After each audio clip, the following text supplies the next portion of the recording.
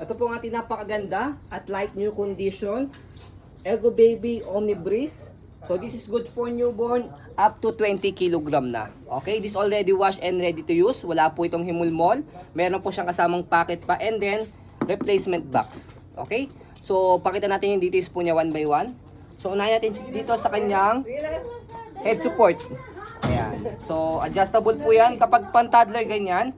Kapag pang newborn, dito sa pinaka taas. Ayan.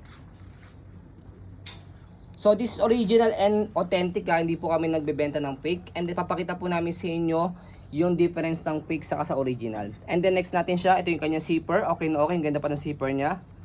Makikita nyo rin sa zipper kapag overuse yung kanyang carrier. So meron siyang hood dito. Ayan. Bango. Gagamitin nyo na lang po ito. And then next natin. Ayan.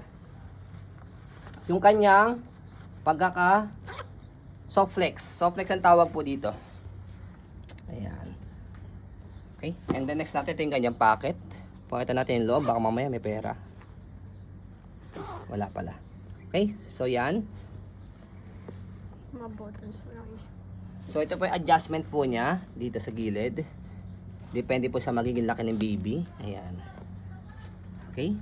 And then next natin sa shoulder kay parents. Very comfortable dahil malambot po siya, makapal.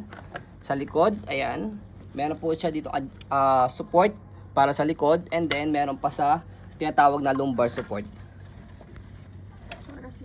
Ayan, para sa hips, ayan, lumbar support. Para hindi masakit sa likod ni parents kasi hanggang 20 kg siya. Wala pong putol yan sa kanyang belt lock. Ayan. So, wala po yung himulmul sa loob. And then, malalaman nyo po na halos bago pa yung carrier. Dito sa kanyang velcro, kitang-kita nyo, malinis pa. Wala siya mga angat-angat, buhok-buhok, himulmul. Ayan. Diba? So, alam na mga mommies and daddies natin dyan. Ito yung kanyang sukat. Okay. So, ito, yung kanyang mga tag. Pearl gray, kanyang color. Ayan. So, may tatak siya rito Dadway. Isang store sa Japan na authentic na nagbebenta ng Ergo Baby. So, explain po namin sa inyo yung kasi meron kaming fake na Ergo Baby Omni Breeze na nabili. So, nabudol kami doon. Nasa stockroom lang namin, hindi lang namin siya nadala. So, comparison natin sa fake, yung kanyang tag na ganito, puting-puti siya, saka malaki. Okay? But yung mga original, ganito yung color niya. Saka yung dito, malaki. Yung sa peke, puting-puti. But yung original, ganito siya. Okay? Pati mga stitches niya, just like yung ganitong stitches. Saan ba yan? Dito. Yan. Dito sa may yung ganito sa harapan. Yung mga stitches niyan ganito, pakita natin. Yan. Sa fake, yung stitches niyan ganyan, sagad siya hanggang dito sa taas, sa baba. Sa original, ganyan lang siya. Hindi siya abot sa dulo. Saka yung pagkaka-stitch niya, pulido. Sa mga fake kasi, meron siya mga lagpas. Okay, tapos yung kanyang mga logo ng gento, ganyan siya, kalaki lang. Okay, sa fake kasi halos sakop na sakop. Okay, even dito sa harapan, yung logo niya dapat ganyan. Okay, sa fake kasi malaki siya, tapos yung kanyang logo dito, yung font niya, ganyan dapat naka-bold. Yung fake kasi hindi siya naka-bold. Okay? Saka dito, yung gitna niya rito, yung lining niya rito, may laman. Yung original may laman, katulad dito, may laman yung loob niya.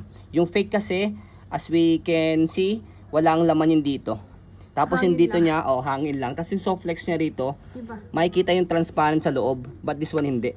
May laman siya sa loob. Pag hinawakan kasi iba din. Oo. So yun yung mga comparison na nakita namin sa fake versus sa original. Okay? Kaya hindi namin binibenta yung nakuha namin yung fake na yun para at least sa mga mommies and daddies po na buyers po namin ng gentong Omni Breeze, aware sila sa original saka sa fake.